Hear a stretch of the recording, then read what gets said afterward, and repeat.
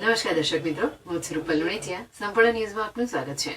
બનાસકાંઠા જિલ્લાના થરાદ તાલુકામાં એલસીબી પોલીસે મોટી કાર્યવાહી કરી છે. મોટા મેસરા ગામની સીમા ભારતમાલા હાઈવે પરથી પોલીસે ₹7.26 લાખનો મુદ્દામાલ જપ્ત કર્યો છે.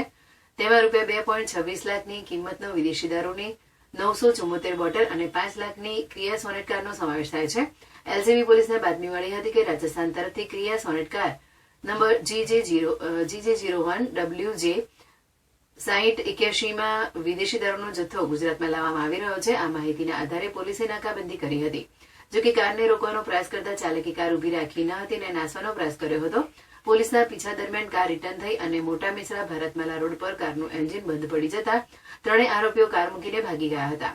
ફરાર થયેલા આરોપીઓમાં રાજસ્થાનના બાડમેર તાલુકાના શિવ ગામના ચુનીલાલ સુખારામ લુખા અને ચિતલવાણા તાલુકાના વીરવા ગામના રમેશભાઈ મંગળારામ વિશ્નોઈ અને રાજુ કિશનલાલ વિશ્નોઈનો સમાવેશ થાય છે.